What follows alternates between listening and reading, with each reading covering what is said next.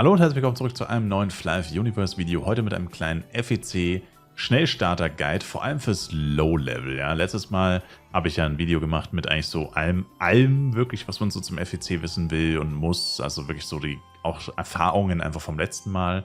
Und heute geht das Ganze noch ein bisschen tiefer, ein bisschen spezieller, vor allem im Low Level, wo man sehr viel falsch machen kann.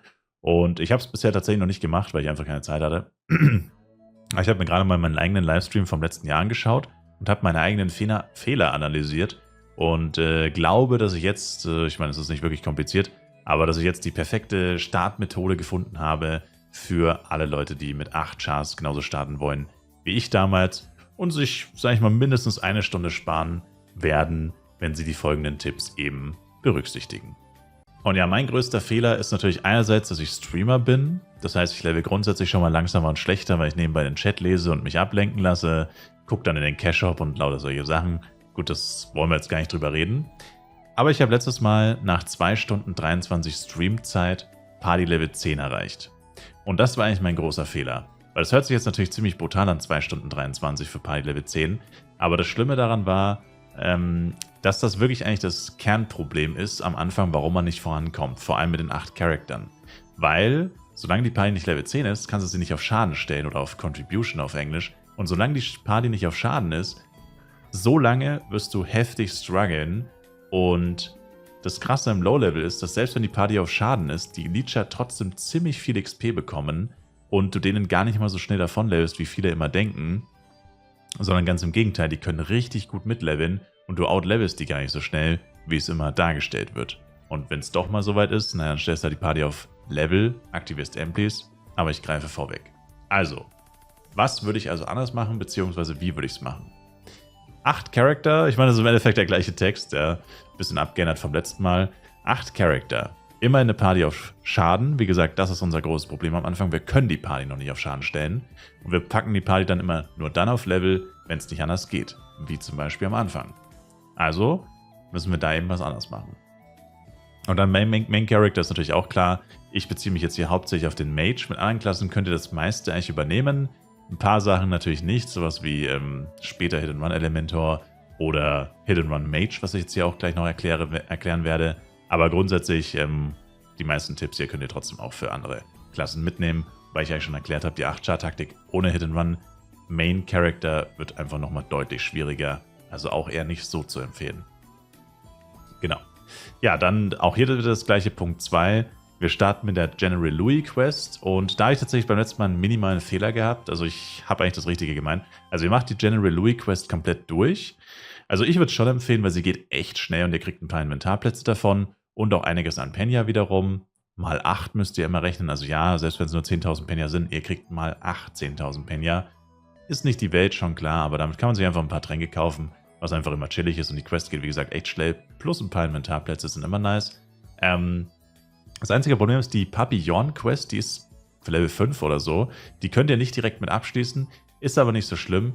Ihr könnt das Quest-Item dann später einfach mitnehmen. Ja? Ihr seid ja eine ganze Weile in Flares, ja? Also nehmt dann den Papillon einfach später mit. Also ihr könnt entweder direkt alle eure Charakter mitnehmen und mit dem Town Blinking dann zurück in die Stadt schicken. Oder vollkommen egal, wie ihr es macht. Auf jeden Fall, der liegt einfach bei den Lawolfs rum. Ich denke mal, das kennen die allermeisten. Hinten bei den Captain Lawolf liegt der auf dem Boden. Und den könnt ihr dann einfach 8-mal einsammeln und später irgendwann, auch mit Level 15 noch, abgeben die Quest und euch diese 8 x 15.000 Penya, die die Quest gibt, dann mitnehmen. Also das ist wirklich kein Struggle, das ist legit kein Mehraufwand und ihr kriegt einfach 120.000 Penya for free, wie gesagt, um Food und Tränke zu kaufen, was als Magician ganz nice ist. So, und dann kommt jetzt eben die Änderung von dem, was ich letztes Mal gemacht habe. Also, das Wichtigste ist wirklich Party Level 10 erreichen. Das habe ich beim letzten Mal, da habe ich mir auch nicht wirklich Gedanken darüber gemacht, es war auch der erste FEC-Server und so, es war auch so ein bisschen die Reinschnupperphase. Und da war es mir tatsächlich auch nicht so ultra wichtig, weil ich den Serverstart sowieso verpasst hatte und so. Aber für alle Leute, die wir wirklich, sag ich mal, min-maxen wollen, ist es wirklich wichtig, dass man den folgenden Schritt befolgt. Und zwar, nachdem wir diese erste Questreihe, ihr könnt sie auch ignorieren, by the way. Ihr könnt die Questreihe auch ignorieren, wenn ihr zum Beispiel Geld aufladet, wenn ihr nicht Free-to-Play spielt. Dann könnt ihr die Quest ganz ehrlich auch ignorieren. Wie schon gesagt, es macht keinen großen Unterschied. Die Quest geht echt schnell, auch mit 8 Chars. Aber eure Entscheidung. Jedenfalls, wenn ihr die Quest gemacht habt, oder falls ihr sie nicht macht, vollkommen egal, ihr lasst Charakter Nummer 6 bis 8 zurück. Ihr levelt nur mit dem Main und mit dem Charakter, der Assist werden soll, der euer Ringmaster, Main Ringmaster, whatever, wenn ihr mehrere Ringmaster macht, dann hat der Main Ringmaster. Nur die beiden gehen mit und auf den beiden aktiviert ihr eure Amplis, die ihr vom hoffentlich Pre-Register bekommen habt. Wenn ihr euch jetzt anmeldet für einen FEC-Server und euren Charakternamen sichert und euren Char dann genauso nennt auf dem entsprechenden Account, bekommt ihr 3 Amplis. Das hatten wir beim letzten Mal tatsächlich auch nicht, oder ich hatte es zumindest nicht. Auch ein riesiger Unterschied diesmal.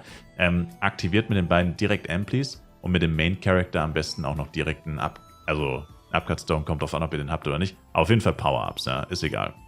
Und auf jeden Fall ist euer Ziel dann, mit den beiden Charaktern, beziehungsweise mit dem Main-Character, schnell Level 15 erreichen oder einfach schnell ein höheres Level zu erreichen. Warum? Höheres Level bedeutet mehr Party-XP. Wenn ihr zum Beispiel 100 La Wolf tötet, gibt es deutlich mehr Party-XP, als wenn ihr 100 Pokepok tötet oder 100 Demian. Oder wenn ihr 100 Banks tötet, gibt das mehr XP als La Wolf. Das heißt einfach, es ist wirklich wichtig, schnell ein hohes Level zu erreichen, damit einfach die Party schnell Level 10 erreicht. Das ist wirklich euer einziges Ziel, natürlich den Main-Character schnell auf 15 zu bringen, damit der dann Magician ist, schnellere Killtime hat, besseres Spielgefühl hat. Das ist natürlich auch nicht schlecht, aber das übergeordnete Ziel hier ist wirklich Level 10 mit der Party erreichen, damit ihr sie auf Schaden umstellen könnt. Und wenn ihr das geschafft habt, Party Level 10, boom, Jackpot, dann holt ihr eure ganzen Charakter nach, wo ihr auch immer ihr seid. Das muss nicht instant sein, wenn ihr jetzt gerade irgendwo am Arsch der Welt seid, dann geht ihr zurück in die Stadt und collectet sie da. Aber auf jeden Fall müsst ihr dann eure Charakter zurückholen in die Party, beziehungsweise in der Party können sie ja bleiben, sind ja eh nicht dabei, und setzt die Party dann auf Schaden.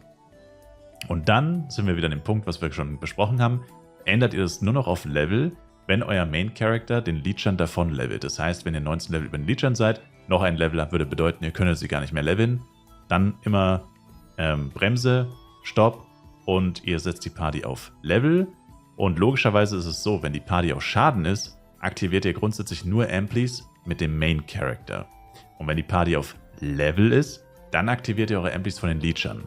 Das heißt, wenn ihr jetzt zum Beispiel mal an dem Punkt seid, wo ihr öfter mal Party auf Level stellen müsst und euch ärgert, ah Mann, jetzt muss ich wieder eine Stunde mit Party auf Level leveln, ja, dann aktiviert halt eure Amplis. Benutzt Cheer. Cheer ist auch so ein Ding, was viele Leute immer vergessen. Es macht keinen riesigen Unterschied, aber wenn ihr alle eure 8 Charakter zeitgleich cheeren könnt, und ich meine, ihr lauft ja permanent mit 8 Charakteren rum, ihr habt die ganze Zeit Cheer, könnt ihr auch eure Charakter mal cheeren. Wichtig ist halt, dass ihr alle immer gleichzeitig cheert und keiner ohne Cheer rumläuft, weil der kriegt dann am Ende weniger XP als die anderen. Aber grundsätzlich ist es einfach hier wichtig, dass ihr halt natürlich immer guckt, okay, Party auf Schaden, Main kriegt Amplis und Power-Ups und Party auf Level, Leecher kriegen Amplis, beziehungsweise, falls ihr welche geschenkt bekommen habt durch Dailies, Events, Pre-Registration, dann könnt ihr die halt hier einfach gut benutzen. So, und dann noch etwas, was jetzt speziell für Magician wichtig ist. Das ist jetzt das Einzige, was alle anderen überhaupt nicht anwenden können. Das ist jetzt wirklich extrem spezifisch für Magician bzw. Magier. Und zwar die Level-Route. Und zwar ist es einfach so, dass man als Magier mit Level 25 den Skill Hot Air, oder falls ihr auf Englisch spielt, heißt er Flame Geysir, freischaltet. Und den kann man tatsächlich benutzen in Verbindung mit Blinkpool, um Hit-and-Run-Mange zu spielen. Dazu habe ich auch etliche Videos auf YouTube, könnt ihr einfach mal gucken, wie das genau funktioniert und so weiter und so fort. Hier ist das Einzige, was man wirklich beachten muss, es kann nicht funktionieren ohne Link Attack. Also ohne 40% Link Attack Damage wird es 1000% nicht funktionieren. Ihr könnt keine Monster one-shotten ohne Link Attack.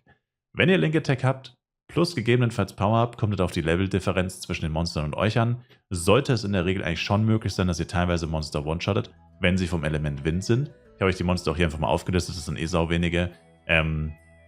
Es gibt auch Monster davor, die Wind sind, aber die sind zu niedrig für die Taktik. Die ersten sind eigentlich wirklich Small Hobo oder Captain Hobo. Ich persönlich würde Captain Hobo empfehlen. Dann die Card Puppet, Basque, Leanna, Steelknight, Rhizome, Aetherguard. Das Geile an diesen Monstergruppen, die sind alle in der Regel nur so 5 Level auseinander. Das heißt, man kann auch wirklich zwischen diesen Monstern, also man kann theoretisch nur bei diesen Monstern bis Level 60 grinden. Erst Hobo von Level, keine Ahnung, 30, 31, 32 sowas vielleicht, bis literally 36, dann zu Card Puppet bis literally Level 40, dann zu Basque bis 45, Leanna bis 50, Steelknight 55, Rhizome 60 oder man geht noch zu Aetherguard. Rhizome sind grundsätzlich besser als Aetherguard, Rhizome geben sau viel XP und haben einen geilen Level-Spot, wo kaum jemand levelt. Genau. Und das Wichtigste hier ist halt natürlich, also erstmal müsst ihr den Skill natürlich maxen, also das habe ich jetzt hier nicht dazu geschrieben, das ist ja offensichtlich, dass ihr den Skill maxen sollt. Und ihr braucht natürlich Blinkpool, wie gesagt, ja. Und Link Attack und müsst halt immer gucken, dass es halt für einen One-Shot reicht. Wie gesagt, gegebenenfalls Power-Ups aktivieren, falls ihr welche besitzt. Sollte es mal so sein, dass es nicht für einen One-Shot reicht und ihr habt keine Power-Ups, dann wird die Taktik nicht so gut funktionieren. Beziehungsweise habe ich tatsächlich einfach immer so gemacht, ich habe dann einfach immer zweimal Hot Air gemacht. Ja? Weil Hot Air an sich macht ja Damage und Damage over Time. Das heißt, wenn ihr ein Monster einmal angreift, macht ihr relativ guten Damage und dann nochmal geringfügigen Damage über Zeit. Und jetzt ist es aber so, wenn ihr wirklich nicht genug Damage macht, dann könnt ihr die Taktik trotzdem machen, ist dann nicht mehr ganz so effizient. Dann macht ihr einfach zweimal Hot Air, dadurch kriegt das Monster ja schon mal Hälfte HP oder so nur durch euren Initial Damage und dann stirbt es trotzdem am Damage over Time. Ist nicht so geil, das will man eigentlich möglichst vermeiden, aber auch das ist immer noch ein effizienterer Levelweg, als einfach nur normal Monster zu grinden, weil ihr halt mit 2 Skills jedes Monster tötet, statt mit 4 oder 5. Ist immer noch ziemlich effizient auf jeden Fall und geht auf jeden Fall schneller. Und da müsst ihr noch bedenken, die meisten Windmonster sind ranged. Was ein bisschen nervig ist, aber dafür habt ihr Blinkpool. Ihr könnt vor den Hits weglaufen und wegblinken. Ihr seht auch die Hits, die euch hinterherfliegen. Fernkampfangriffe von Monstern sieht man visuell. Und das Wichtige ist halt einfach immer, dass ihr vor den Angriffen davonlauft. Und das Tolle ist aber auch, wenn Monster sterben und euch fliegt noch ein Hit von denen hinterher, macht der Hit kein Damage, wenn er euch hittet. Also wenn das Monster stirbt, verschwindet der Schaden. Visuell wird es zwar noch angezeigt, aber der Schaden, wenn er euch trifft, ist weg. Das heißt, solange ihr die Monster wirklich one-shottet, ist es auch normalerweise nicht schlimm, wenn ihr ein-, zweimal gehittet werdet, weil die Hits dann in der Regel schon entschärft wurden, weil das Monster bereits tot ist. Hier hilft natürlich noch die FEC-Flask für Penya, die man sich höchstwahrscheinlich kaufen kann, wenn es wie beim letzten Mal ist. Die hat 280.000 Penya gekostet, gibt euch irgendwie 7% PvE-Damage oder so. Die ist hier natürlich auch nochmal extrem entscheidend, weil mit der plus Link Attack habt ihr schon einen extremen Damage-Boost versus halt einen Magician, der gar nichts hat. Und ja, sollte euch dann eigentlich in der Regel auch schon wirklich weiterhelfen. Für euren Assist ist natürlich wichtig, Mantis-Sign maxen, Haste maxen und Quickstep maxen. Das sind eure 3 Go-To-Skills. Danach könnt ihr dann sowas wie Heaper, Patience und so weiter machen, damit euer Elle bzw. Mage, falls er mal gehittet wird, nicht sofort tot ist. Und was natürlich auch noch extrem weiterhilft, ist erstens Feuer +1 auf die Waffe machen, falls ihr eine Elementkarte droppt, falls ihr die Materialien habt, durch den Event-Dungeon vielleicht oder so, könnt ihr das machen. Und einen Wand oder einen Stuff zu droppen, der Hot Air Damage gibt, Jackpot. Wenn ihr das habt, super geil, Skill Damage, erhöht nochmal den direkten Damage Output. Auch das hilft natürlich dabei, immer One-Shots bei den Windmonstern zu machen. Aber das sind eigentlich, sage ich mal, naheliegende Sachen, die man jetzt hier nicht nochmal unbedingt zusätzlich erklären muss. Und ja, danach ist es eigentlich, dann sind wir ja schon im Levelbereich, sage ich mal. Na, was ist hier eigentlich passiert, lol? Keine Ahnung. Dann sind wir in einem Levelbereich, wo wir aus dem Low-Level raus sind. Und ich hoffe mal, dass dann den meisten Leuten klar ist, was sie tun müssen. Im Endeffekt das größere Ziel nach den First Job Changes und so, wenn man in diesem Hot Air Hit and Run Grind drin ist halt einfach, na klar, man will mit dem Elementor werden, also Level 60 Job Change, dann 65 und dann geht Hit and Run Elementor los. Auch dazu habe ich viele Videos und Guides. Ich meine, literally jeder Livestream ist fast ein halber Elementor Guide, wenn ihr mir einfach nur beim Leveln zuschaut sozusagen. Und ja, das war es eigentlich auch schon. Also es ging jetzt wirklich nur um den Start eigentlich. Und ich hoffe, ich konnte damit ein paar Fragen dazu klären. Wie gesagt, ich habe jetzt immer ein bisschen... also ich konnte nicht wirklich so eine gute Antwort geben. Das war eigentlich mein Fehler. Das hätte ich mir ja gleich machen sollen. Mir meinen alten Livestream angucken, meine eigenen Fehler von damals analysieren beziehungsweise etwas ausgleichen. Hätte ich vorher schon machen sollen, bin ich ganz ehrlich. Aber ich bin einfach nicht dazu gekommen und bin deswegen so ein bisschen von den Standardantworten von damals ausgegangen. Aber diesmal mit den geschenkten Amplis, die man bekommt fürs Pre-Registern, die sind extrem wichtig, diese 3 Amplis, also holt euch die auf jeden Fall. Und wie gesagt, das Wichtigste, was man wirklich machen sollte, was ich damals eben nicht gemacht habe, Party Level 10 grinden. Das ist wirklich der Schlüssel zum Erfolg. Wenn ihr das beherzigt, dann läuft eigentlich schon alles gut. Danach Party auf Schaden und ab geht die Post. Und ihr habt nicht so einen großen Nachteil, wie ich ihn damals hatte, weil ich es halt langsam angegangen bin. Und eben das mit dem Party Level 10 einfach doch ein bisschen unterschätzt habe, muss ich ganz ehrlich sagen. Ich habe es echt unterschätzt. Wie gesagt, ich habe nicht sehr effizient gespielt, ich habe nicht sehr schnell gespielt. Aber selbst wenn man das abzieht, ich habe schon gesagt, man kann locker eine halbe Stunde abziehen. Also ich habe jetzt 2 Stunden 23 gebraucht für Party Level 10. Zieh mal eine halbe Stunde ab.